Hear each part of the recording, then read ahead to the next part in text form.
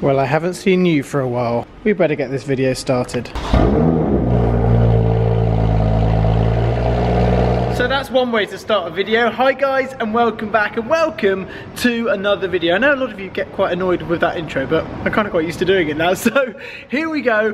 Behind me, you have my BMW M2, and I've had so many questions recently saying, where is your M2? What's happened to it? Is it still around? Well, yes, it's here, and I'm going to be explaining a lot more about this car in this video and the future of it, etc., along with other things as well. It's so cool to obviously once again see my BMW M2. I haven't seen this car, if I'm honest, if I'm totally honest in fact, for like 2 weeks. It's gathered dust and I have missed it. I definitely have missed it. Obviously this is my daily driver, the BMW M2, and I do like the look of them. They do look very, very good, of obviously the AH personalized number plate. If you haven't seen, also has the Quicksilver exhaust system, which does sound very, very good, as you probably have heard already on this video. Gathered a lot of dust. I just had to sort of do the windscreen a little bit and on the roof as well. What I am going to do now is obviously drive it and talk to you guys what is happening with it and answer your questions about this car, because obviously it is a very, very popular car. Actually,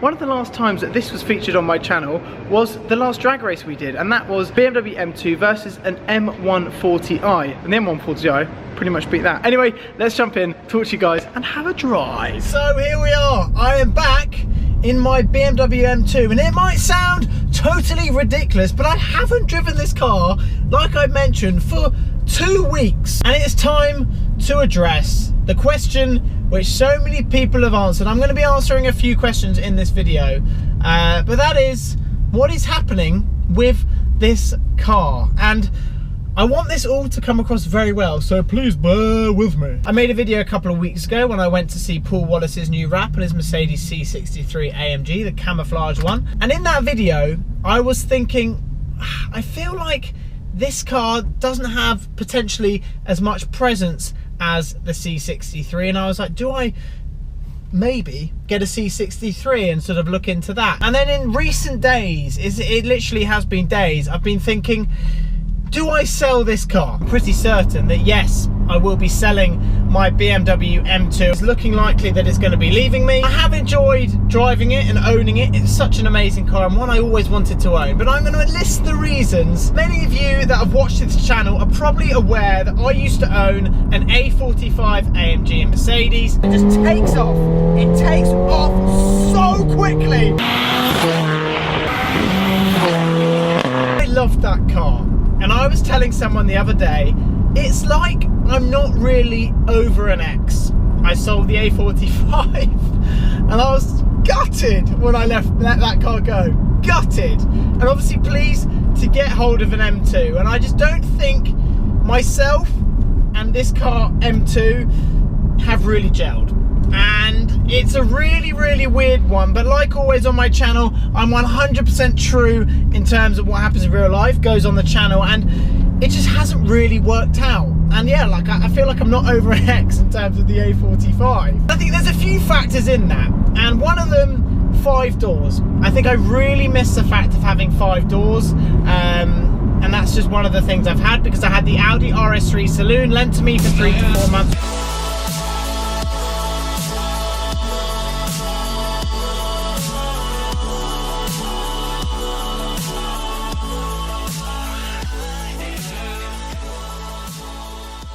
And I loved it. I think it was mega, so practical, and I drove that car all the time. A45, 5 doors, so practical, took my mates in it, etc. Drove it all the time. This car hasn't been driven, and that's a problem. At that point, there's a problem, and it's not that I'm not appreciative of it, because I love it, and I am appreciative of it, but it's not all gelled. I was looking to modify this car, because I wanted to get more out of it. In terms of the A45, I modified that, I tuned it, I put an exhaust in it.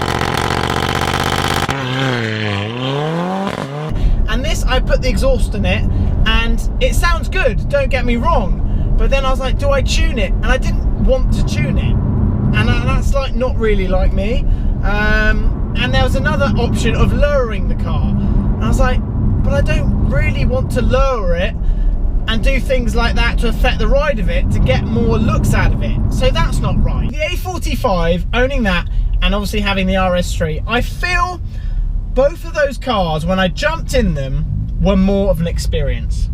With this, I don't feel there's as much kind of experience. I think the sound is muted, obviously when the exhaust isn't on. I feel it's quite muted. The A45 on the upshift is like wah, poof, wah, poof, RS3, wah, poof. This is very like wah, now just cruising on the motorway. It's a nice cruiser. You just put it into comfort and you cruise, and that part is really comfortable, and it's never sort of like the suspension's like really hard and you're like, I don't know about that. This has a Quicksilver exhaust system on it, which the guys there, they do an amazing job, and they did transform this car, because when I bought it, I started up, I left redline, and I was like, is it on? Now we go to the point of I was a racing driver.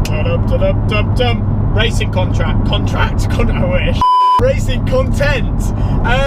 This is awful around a circuit. Every review I've seen on an M2 driving around the circuit, it lasts 3 laps and the brakes are gone, and in driving roads, brakes are gone. Everything brakes, terrible. I want to take my daily driver and be able to take this car on a track. I want it practical in the day and practical on the track, and just have a bit of fun with it. Every single day I drive my cars, and I want something practical. So I think 5 doors is key. You might be thinking, well, you are pathetic. Why do you need 5 doors? I just like it. Just look how good it looks. It just does look absolutely mega. It's really, really weird, but I like 5 doors. I have a supercar, which is the Lamborghini, which I drive if I want that supercar experience, but I like practicality. Interior. Let's just do that one. Audi interior. They absolutely smash it. Mercedes A45 interior. The interior was an experience. This, it's not. The RS3 and the A45 is so refined that attracts me so much to them. What could be next is the next thing. And I'm gonna throw a serious spanner in the works here and say, I can't even believe I'm saying this, the A45 is an option. And it actually is an option. Or I go for an Audi RS3 Sportback or a Mercedes C63 AMG. Golf R is out there. It's an option. It is an option. I can't rule that one out. I just want to obviously get you guys to help me. Comment down below what you think the next daily driver should be. Let's get some fuel. And honestly, I've got 10 miles left. I'm stuck in traffic trying to get back into London, and I need fuel badly. That would not be ideal running out of fuel. I seem to be low on fuel in every car recently. Panic over. I have made the petrol station. Oh, a nice Porsche just arrived. Fair enough. What I'm going to do is I am going to fuel this car. I'm not going to bore you all the time in terms of me fueling it, and let's look how much fuel I got going in it. They do have, I always say it, good presents. They do. And it's just a little bit different with the stealthed out look and a few different things that I've done to it. Obviously the wheels, when I got them, they were all blacked out. I never changed anything there. The windows, I gave them a slight tint, maybe. Obviously the exhaust, they didn't come with those original Quicksilver tips on them. Never ended up putting a rear diffuser on it. That was another thing I was meant to do. I was going to put a lip on the back here to sort of give it more effect in terms of that, and ended up not doing that. The A45, you had the big rear wing, we can't forget that. We go to the front and look here. I blackened out this grille, so that has been de-chromed. I also went for the front badge as well. I also darkened out the M2 badge on the front, and that is it. So this is pretty sad, the fact that this is not going to be with me much longer, and it's probably thinking, what are you doing to me? The M2 has been such a wicked car, and I will miss it. Okay, let's get back on our way, start it up. I don't know if the exhaust was actually on at that point. You can hear the exhaust changing. You can open and close it on this little button here. So open, can't really hear it. On, off, on, off. I'm gonna stop doing that. So I'm now back and the M2 is all parked up. Well, it's not parked up, I need to park it up. But yeah, it's a little bit of a sad video, this one. I haven't planned to sell this car, and I've only owned it since January, so not long at all. at least I can say I've owned one. I think that's the plan. I mean, I honestly wasn't planning this, and I love my daily driver so much. Like I've said so many times, the A45 was such a prominent part of my channel, and I feel this car hasn't really, and things need to change, and they are going to change. So let me know what you want to see next. Put it in the comment section down below. I will be reading every single comment on what car you want to replace my BMW M2. Really sad, in fact, because I have enjoyed driving it. I have.